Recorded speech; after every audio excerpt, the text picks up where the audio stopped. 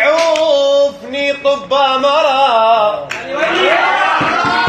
السامع ليعوفني طب مرض ما موت من بعده ترى اعتبره ميت من صدق واندفن بالمقبره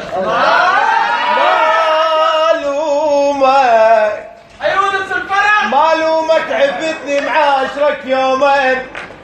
مالومك عفتني معاشرك يومين انا العاشرتهم عمر عافوني